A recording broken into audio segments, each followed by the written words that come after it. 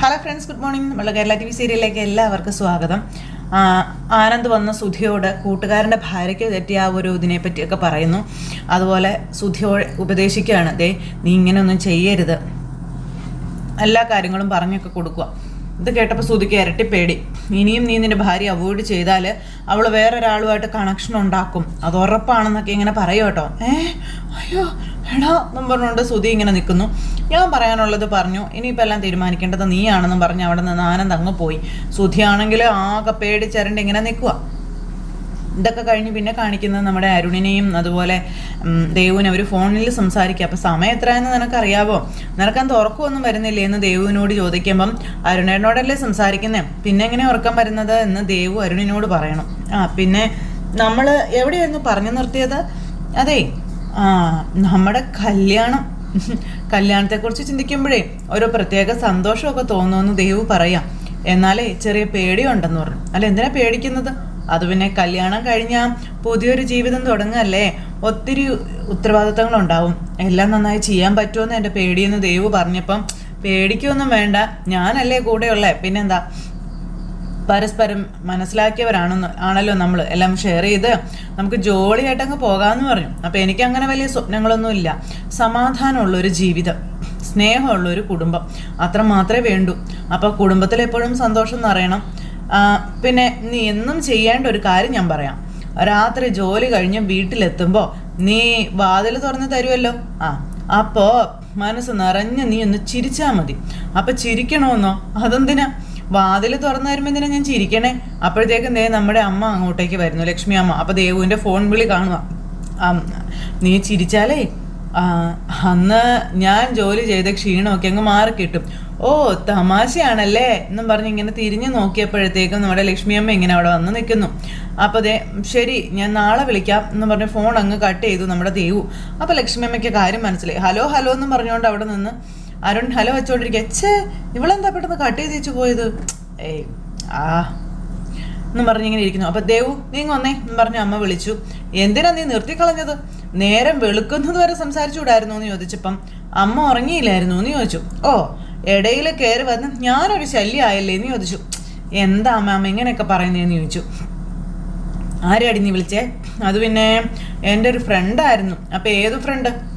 ആ ഫോണിങ് തന്നെ, ഞാനൊന്ന് നോക്കട്ടെ എന്നും പറഞ്ഞ് അമ്മ ഇങ്ങനെ ഫോൺ ചോദിച്ചു. അപ്പോഴത്തേക്കും ദേവുവിന് ടെൻഷൻ. എന്താടി ഫോൺ തരാൻ നിനക്ക് മടി? എന്താ നീ ഫോൺ തരാത്തെ? ഒരു കാര്യം ഞാൻ പറഞ്ഞേക്കാം, എനിക്കൊന്നും മനസ്സിലാകുന്നില്ല എന്ന് നീ വിചാരിക്കണ്ട, ഞാൻ അത്രയ്ക്ക് വിഡ്ഢിയൊന്നും അല്ല. കുറെ നാളായല്ലോ നിനക്കിത് തുടങ്ങിയിട്ട്. ഇത് നിർത്തുന്നതാ നിനക്ക് നല്ലതെന്നും അങ്ങനെ പറയാമേ. അങ്ങനെയൊന്നും ഇല്ലാന്ന് പറഞ്ഞു. എങ്ങനെയൊന്നും ഇല്ലാന്ന്? വേണ്ട ദേവു വേണ്ട എന്നും പറഞ്ഞ് അമ്മ ഒച്ച വയ്ക്കുന്നു. അപ്പോഴത്തേക്ക് ഒച്ച കേട്ട് ശരത്ത് അങ്ങോട്ടേക്ക് വന്നു. എന്താ അമ്മേ, എന്താ കാര്യമെന്നും ചോദിച്ചു. ഒന്നുമില്ല മോനെ, മോൻ ചെന്ന് കിടന്നോ എന്നും പറഞ്ഞ് അമ്മ ശരത്തിനെ എന്നിട്ട് അവിടുന്ന് പറഞ്ഞു വിട്ടു. എന്നിട്ടും ദേവുവിനിങ്ങനെ തുറച്ചു നോക്കിയിട്ട് അവിടുന്ന് അങ്ങോട്ടേക്ക് പോയി. നിന്റെ ഫോൺ വിളി തന്നെയാ പ്രശ്നമല്ലേന്ന് ചോദിച്ചു ശരത്ത് വന്ന്. എന്നെ കുറെ ഉപദേശിച്ച ആളാണല്ലോ. ഞാനിപ്പോൾ എന്തായാലും നന്നായി. ഞാൻ നന്നാവാനുള്ള പ്രധാന കാരണം സച്ചിയേട്ടനാണെന്ന കാര്യം ശരത്ത് പറഞ്ഞു. കുറച്ച് റൂട്ട് മാറി പോകുന്നുണ്ടല്ലേ? ഈ കാര്യം ഞാൻ സച്ചേട്ടനോട് പറയണോ എന്ന് ചോദിച്ചപ്പം ഞാൻ റൂട്ട് മാറി പോയിട്ടൊന്നുമില്ല, ഇനിയിട്ടും മാറാനും ഉദ്ദേശിക്കുന്നില്ല, നീ പോയി കിടക്കടാ എന്നും പറഞ്ഞ് ദേവു ദേഷ്യപ്പെട്ടപ്പോൾ ഞാൻ കിടന്നോളാം, ചേച്ചി ഓടിപ്പോതിരുന്നാൽ മതിയെന്ന് പറഞ്ഞു. അങ്ങനെ ശരത്തും ദേവും കൂടെ സംസാരിച്ച് ശരത്ത് അങ്ങോട്ടേക്ക് പോയി. ഇത് എത്ര നാളിങ്ങനെ മറച്ചു വയ്ക്കാൻ പറ്റുമെന്ന് ഓർത്ത് ഇങ്ങനെ നമ്മുടെ ദേവ് വിഷമിച്ച് അങ്ങനെ നിൽക്കുക. ഇത് കഴിഞ്ഞ് പിന്നെ കാണിക്കുന്നത് നമ്മുടെ ചന്ദ്രോദയത്തിൽ വർഷ ഇന്ന് അടുക്കളയിൽ കയറിയിരിക്കാം. അപ്പോൾ രേവതി അതിൽ വന്നപ്പോഴത്തേക്കും അവിടെ വർഷ അടുക്കളയിൽ ഭയങ്കര പാചകം. അപ്പോൾ രേവതി വന്നിങ്ങനെ നോക്കുക കേട്ടോ. എന്നെ കാണണേ വർഷേ, നീ ഇതിവിടെ എന്തെടുക്കുകയെന്ന് ചോദിച്ചു. അപ്പം ഞാൻ കുക്ക് ചേച്ചി, അതിന് നിനക്ക് പാചകം ചെയ്യാനൊക്കെ അറിയാവോ? അപ്പം ഇങ്ങനെയൊക്കെയല്ലേ പഠിക്കുക. അപ്പോൾ അവിടെ സവാളയൊക്കെ വഴറ്റിക്കൊണ്ടിരിക്കുക. അപ്പോൾ കുക്കിംഗ് ഒരു ആർട്ടാ, അതെല്ലാവരും അറിഞ്ഞിരിക്കണം അതൊക്കെ പറയണു. അതുമാത്രമല്ല, ഞങ്ങൾ റെസ്റ്റോറൻറ്റ് തുടങ്ങാൻ പ്ലാൻ ഉണ്ടല്ലോ, അപ്പോൾ കുക്കിങ്ങിനെ കുറിച്ച് അത്യാവശ്യം നോളജൊക്കെ ഉണ്ടാകുന്നത് നല്ലതല്ലേ എന്ന് ചോദിച്ചു. അതുകൊണ്ടാണ് ഞാനത് പഠിക്കാൻ ഇറങ്ങിയതെന്നും. അല്ലെങ്കിൽ ഈ സമയത്ത് ഇങ്ങനെ ഓരോന്നൊക്കെ ചെയ്യുന്നത് നല്ലതാ.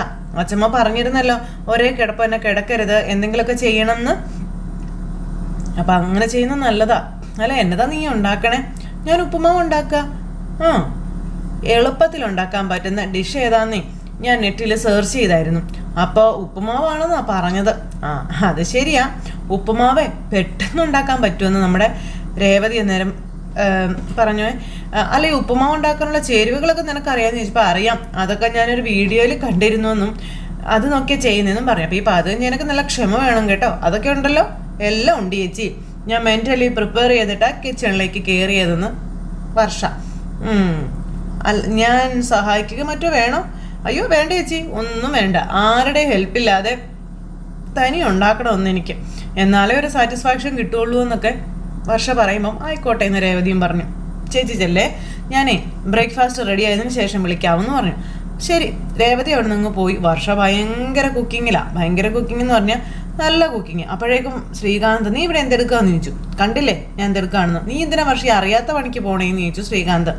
അറിയാത്ത പണിയൊന്നും അല്ല, ഉപ്പുമാവ് ഉണ്ടാക്കാനൊക്കെ എനിക്കറിയാം, ഞാൻ വീഡിയോ കണ്ട് പഠിച്ചതാണെന്ന് പറഞ്ഞു. അല്ല, ഇത് കഴിക്കാൻ വേണ്ടി ഉണ്ടാക്കുന്നതാണോ എന്ന് ചോദിച്ചപ്പം കഴിക്കാനല്ലാതെ പിന്നെ കാണാനുണ്ടാക്കുന്നതാണോ? അല്ല, ഇതാര് കഴിക്കും? അതെന്താ, ശ്രീകാന്ത് അടക്കം ഈ വീട്ടിലുള്ള എല്ലാവരും ആസ്വദിച്ച് കഴിക്കും. ഇന്നത്തെ ബ്രേക്ക്ഫാസ്റ്റാ ഇതെന്ന് പറഞ്ഞപ്പോൾ ബ്രേക്ക്ഫാസ്റ്റോ? എങ്കിൽ പിന്നെ ഞാൻ തന്നെ ഹെൽപ്പ് ചെയ്യട്ടെ, എനിക്ക് ആരുടെ ഹെൽപ്പൊന്നും വേണ്ട, ഞാൻ തനിയെ ഉണ്ടാക്കാം, ശ്രീകാന്ത് പോകാൻ പറഞ്ഞു. പക്ഷേ ഞാൻ പറയുന്നത് കേൾക്കും, ഞാൻ നിന്നെ ഹെൽപ്പ് ചെയ്യാമെന്ന് പറഞ്ഞപ്പോൾ എന്താ അപ്പോഴേക്കും നമ്മുടെ ശ്രീകാന്ത് ഞാൻ പൊക്കോളാം എന്നും പറഞ്ഞ് അവിടെ നിന്ന് പോയി. പിന്നെയും വർഷ പാചകം തുടങ്ങി. പിന്നെ ഇവിടെ കഴിക്കാൻ എല്ലാവരും വെയിറ്റ് ചെയ്തിരിക്കുക. അപ്പോഴത്തേക്കും ചന്ദ്ര വന്നിട്ട് ഒരു ഉപ്പുമാവ് ഉണ്ടാക്കാൻ ഇത്രയും സമയമൊക്കെ വേണോ? എനിക്കാണെങ്കിൽ വിശക്കുന്നു എന്നും പറഞ്ഞുകൊണ്ട് ചന്ദ്രമതി ഇവിടെ ഇങ്ങനെ ഉരുണ്ടോണ്ടിരിക്കുക. അപ്പോഴത്തേക്കും നമ്മുടെ വർഷ അങ്ങോട്ട് കൊണ്ടുവന്നു. അപ്പോൾ എന്തായാലും സ്വന്തം കൈ കൊണ്ട് ബ്രേക്ക്ഫാസ്റ്റ് ഉണ്ടാക്കി കൊണ്ടുവരാൻ നിനക്ക് തോന്നിയല്ലോ. ആദ്യമായിട്ടാണ് ഇവിടെ ഈ പണിയൊക്കെ ചെയ്യുന്നത്. അതെ, ആദ്യമായിട്ട് തന്നെയാണ്. നിങ്ങളൊക്കെ കഴിച്ചിട്ട് അഭിപ്രായം പറയാൻ പറഞ്ഞു. അപ്പോൾ തീർച്ചയായും പറയാമെന്നായി. ഞങ്ങൾ വെച്ച് പരീക്ഷണം നടത്തുകയാണോ നീ എന്ന് സച്ചി എന്തായാലും ചോദിച്ചു. എന്തോന്നാളാ ഇങ്ങനെയൊക്കെ പറഞ്ഞു? അവൾ ആഗ്രഹിച്ച് ആദ്യമായിട്ട് ഉണ്ടാക്കിയതല്ലേ, ചുമരുന്ന് കളിയാക്കാൻ നോക്കല്ലേ. മോളെ നീ വിളമ്പ്, എനിക്ക് വിശക്കുന്നുണ്ടെന്ന് പറഞ്ഞു. അങ്ങനെ അച്ഛൻ പറഞ്ഞനുസരിച്ച് നമ്മുടെ വർഷ ഇത് വിളമ്പാനായിട്ട് തുടങ്ങുന്നത്. അപ്പോൾ ഈ കോരാൻ നോക്കിയിട്ട് കോരാൻ പറ്റുന്നില്ല, ഒറ്റ കട്ടയായിട്ട് മരത്തടി പോലെ ഇരിക്കുക. അതിൽ നിന്ന് കുത്തി കോരിയെടുത്ത് തവിയിൽ നിന്നൊന്നും താഴെ വീഴുന്നില്ല, ഇങ്ങനെ പശ കണക്കിരിക്കുവാണ്. അങ്ങനെ കുത്തിയെടുത്ത് എല്ലാവരുടെയും പാത്രത്തിലേക്ക് എങ്ങനെ ഇട്ടു. എല്ലാവരോടും കഴിക്കാൻ പറഞ്ഞു. എല്ലാവരും ഇങ്ങനെ നോക്കിയിരിക്കുക, ഇത് എന്നെ ചെയ്യുമെന്ന് ആലോചിച്ച്. അച്ഛന് ഭയങ്കര സന്തോഷം, മോൾ ഇത്രയൊക്കെ ചെയ്തല്ലോ. അപ്പം എല്ലാവരും ഇങ്ങനെ വർഷത്തെ തന്നെ നോക്കിയിരിക്കാം. ഇതെന്താ എല്ലാവരും ഇങ്ങനെ നോക്കിക്കൊണ്ടിരിക്കുന്നേ, എടുത്ത് കഴിക്കാൻ പാടില്ലേ? അങ്ങനെ എല്ലാവരോടും കഴിക്കാൻ പറഞ്ഞു. വർഷം ഇങ്ങനെ നിൽക്കുന്നു. ഈ സമയത്ത് ഓരോരുത്തർ കുറേശ്ശെ എടുത്ത് വായിലേക്ക് വെച്ചു. എല്ലാവരും ഇങ്ങനെ അയ്യോ ഒന്നും പറഞ്ഞുകൊണ്ട് അങ്ങനെ ഇരിക്കും. അപ്പോൾ എങ്ങനെയുണ്ട് സച്ചേട്ടാന്ന് ചോദിച്ചപ്പോൾ നല്ല ടേസ്റ്റ് ഉണ്ട്, അയ്യോ എൻ്റെ ദൈവമേന്നും പറഞ്ഞുകൊണ്ട് വർഷ. അപ്പോൾ 2-3 വീഡിയോ കണ്ട് ചെയ്തതാ, അതിൻ്റെ ഗുണം കാണുമല്ലോ എന്നും പറഞ്ഞ് വർഷ. അപ്പം എന്നും പറഞ്ഞിരിക്കുക കേട്ടോ. അപ്പോൾ ശ്രീകാന്താണ് പേടിച്ചിരിക്കുന്നത്. അച്ഛനാണേലും ഇങ്ങനെ ഇരിക്കുക. അപ്പോൾ രേവതി ചേച്ചി എങ്ങനെയുണ്ടെന്ന് ചോദിച്ചു. നന്നായിട്ടുണ്ട്, നല്ല ടേസ്റ്റ് ഉണ്ട് കേട്ടോ നമ്മുടെ രേവതി. താങ്ക്സ് ചേച്ചി എന്നും പറഞ്ഞുകൊണ്ട് വർഷം നിൽക്കുന്നു. അങ്കിളിന് ഇഷ്ടമായി. അപ്പം കൊള്ളാം, എല്ലാവരും എടുത്ത വായിൽ വെച്ചത് വായിലിരിക്കുക.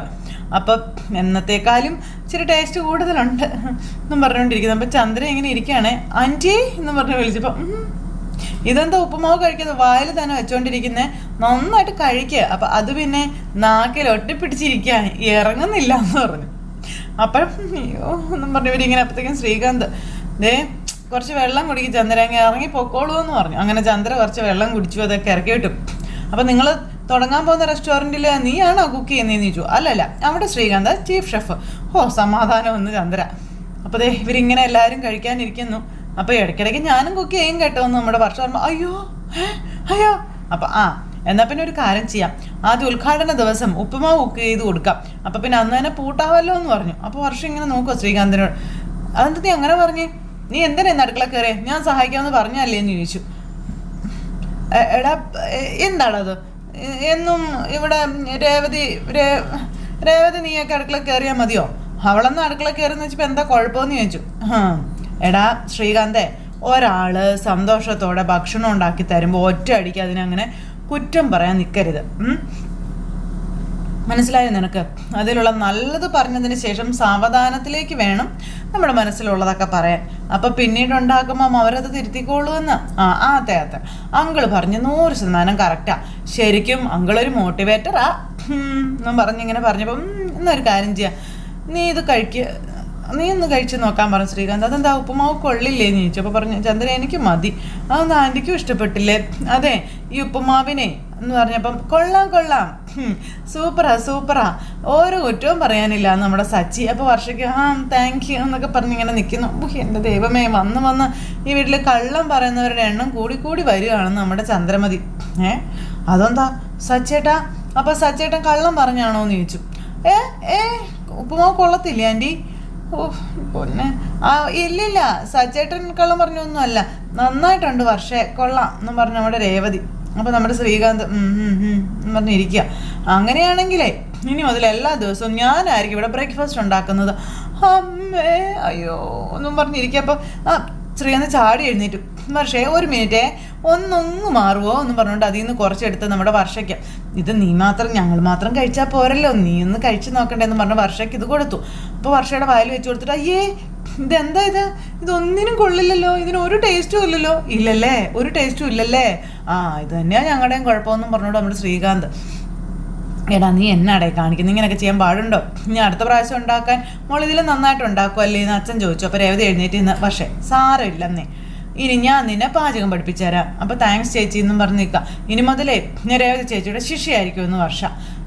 അവളുടെ അടുത്ത് നിന്ന് പാചകം മാത്രമേ പഠിക്കാവുള്ളൂ കേട്ടോ, വേറെ ഒന്നും പഠിച്ചേക്കരുത് കേട്ടോ എന്നും പറഞ്ഞ് ചന്ദ്രമതി ഒരു കുത്തും കൂടി. അമ്മേ വേണ്ട കേട്ടോ എന്ന് പറഞ്ഞു സച്ചി. ചന്ദ്ര നീ വായടയ്ക്ക്, മിണ്ടരുത് നീ, അതെങ്ങനെയെങ്കിലും കഴിക്കണമെങ്കിൽ കഴിക്കാൻ നോക്കാൻ പറഞ്ഞു. എങ്ങനെയാ വായടച്ച കഴിക്കാൻ പറ്റുന്നതെന്ന് ചോദിച്ചു. അമ്മ ഒരു കോമഡി പറഞ്ഞു, എല്ലാവരും ഒന്ന് ചിരിച്ചെന്ന് പറഞ്ഞുകൊണ്ട് സച്ചി. അപ്പോൾ രേവതി കുത്താൻ കിട്ടുന്ന അവസരമൊന്നും ചന്ദ്ര പാടാക്കാറില്ലല്ലോ. കഴിക്കുക പറഞ്ഞ് ചന്ദ്രയെ കൊണ്ടും കഴിപ്പിക്കുക. അങ്ങനെ അതെല്ലാം കഴിഞ്ഞ് നമ്മുടെ സച്ചി ഈച്ചയുടെ അടുത്തേക്ക് ചെന്നു. ഈച്ചയായിട്ട് സംസാരിച്ചുകൊണ്ടിരിക്കുക. അപ്പം അങ്ങനെ ഇവർ സംസാരിച്ചുകൊണ്ടിരിക്കുന്ന സമയത്താണ് അതുവഴി ഈ നമ്മുടെ അരുൺ ഫോണും വിളിച്ച് ഹെൽമറ്റൊന്നും ഇല്ലാതെ വരുന്നത്. അപ്പോൾ ഞാൻ മെഡിസിൻ മേടിക്കാൻ പോവുക, കുഴപ്പമില്ല എന്നൊക്കെ പറഞ്ഞുകൊണ്ട് ഇങ്ങനെ ഭയങ്കര ഇതായിട്ട് സംസാരിച്ച് ഫോണിൽ വരുന്നു. അപ്പോൾ ഇത് നമ്മുടെ സച്ചി കൃത്യമായിട്ട് കണ്ടു. എടാ അത് നോക്കിയെന്ന് പറഞ്ഞ് ഈച്ചയെ കാണിച്ചു കൊടുക്കുക. അതെന്താണെന്ന് ചോദിച്ചപ്പം എടാ ഞാനുമായിട്ട് ഉടക്കുണ്ടാക്കുന്ന പോലീസുകാരനടാ വരുന്നത്, ഞാൻ പറഞ്ഞിട്ടില്ലേ നിന്നോട്, അവൻ എങ്ങനെ ചെയ്താൽ കൊള്ളില്ലല്ലോ എന്ന് പറഞ്ഞ് സച്ചി അത് മൊത്തം വീഡിയോയിൽ പിടിച്ചു. സമയത്ത് അരുൺ അവിടെ കൊണ്ടുവന്ന് വണ്ടി നിർത്തി മെഡിക്കൽ സ്റ്റോറിലേക്ക് കയറി പോകുന്നു നോക്കും. അപ്പോൾ ഈച്ച പറഞ്ഞു അതൊരു സാധാരണക്കാരനല്ല, പോലീസുകാരനാണ്, നീ ആ വീഡിയോ അങ്ങ് ഡിലീറ്റ് ചെയ്യാൻ പറഞ്ഞു. പിന്നെ ഡിലീറ്റ് ചെയ്യാനല്ല, സോഷ്യൽ മീഡിയയിൽ പോസ്റ്റ് ചെയ്യാനാ, വീഡിയോ വൈറലാവും, ആ പോലീസുകാരൻ സസ്പെൻഷനാവും എന്ന് പറഞ്ഞപ്പം നീ ആവശ്യമുള്ള പ്രശ്നം ഉണ്ടാക്കരുതെന്ന് പറഞ്ഞു. ഞാൻ നോ പാർക്കിംഗ് ഏരിയയിൽ കാറ് പാർക്ക് ചെയ്തു, അതിൻ്റെ പേരിലാണ് പ്രശ്നം തുടങ്ങുന്നത്. കാറ് പിടിച്ചെടുത്ത സ്റ്റേഷനിൽ കൊണ്ടുപോയ അയാൾ, അപ്പോഴോ ഇപ്പോഴത്തെ അയാൾ ഹെൽമെറ്റ് വയ്ക്കാതെ ഫോണിൽ സംസാരിച്ച് ബൈക്ക് ഓടിക്കുന്നു. അപ്പോഴോ ഇവിടെ എല്ലാവർക്കും ഒരു നിയമം തന്നെയല്ലേ ഉള്ളത്, അയാൾക്കൊരു നിയമം എനിക്ക് വേറൊരു നിയമം, അങ്ങനൊന്നുമില്ലല്ലോ. വേണ്ടടാ അതങ്ങ് ഡിലീറ്റ് ചെയ്ത് കളയാൻ പറഞ്ഞു ഈച്ച, നീ ചുമ്മാ ഇരിക്കടാ മാറ. അപ്പോൾ സാറേ എനിക്കൊരു കാര്യം പറയാനുണ്ടെന്ന് പറഞ്ഞുകൊണ്ട് സച്ചി അരുണിൻ്റെ അടുത്തേക്ക് ചെല്ലുക. അപ്പോൾ സച്ചിയെ കണ്ടപ്പോൾ ഭയങ്കര ദേഷ്യം അരുണിന്. എന്താടാ? അല്ല സാറ് വരുന്നത് ഞാൻ കണ്ടായിരുന്നു, ബൈക്ക് ഓടിക്കുമ്പോഴേ സാറ് ഹെൽമെറ്റ് വെച്ചിരുന്നില്ല, പിന്നെ ഫോണിൽ സംസാരിക്കുന്നുണ്ടായിരുന്നു, ഇതൊക്കെ ശരിയായ കാര്യമാണോ സാറേ എന്ന് ചോദിച്ചു. എന്നെ പോലെയുള്ള സാധാരണക്കാരനാണ് ഇങ്ങനെ പോയതെങ്കിലും നിങ്ങളിപ്പോൾ ഫൈൻ അടപ്പിക്കത്തില്ലേ എന്ന് സച്ചി ചോദിക്കട്ടോ. പിന്നെ എൻ്റെ കാറ് നോ പാർക്കിംഗ് ഏരിയയിൽ പാർക്ക് ചെയ്തതിൻ്റെ പേരിൽ പിടിച്ചെടുത്തോണ്ട് വരെ പോയില്ലേ എന്ന് ചോദിച്ചു. അല്ല നിയമം നടപ്പിലാക്കുന്ന സത്യസന്ധനായ ഒരു പോലീസുകാരനാണ് സാറെന്നാ സാറ് പറയാറേ, ഇപ്പം നിങ്ങൾ നിയമം പാലിച്ചോ? തെറ്റല്ലേ അത്? അപ്പം ചോദ്യം ഞാൻ വന്നേക്കുന്നു, ഒന്ന് പോടാ എന്നും പറഞ്ഞ് അരുൺ അവിടെ നിന്ന് അങ്ങ് പോകുമ്പോൾ അങ്ങനെ അങ്ങ് പോയാലോ സാറേ?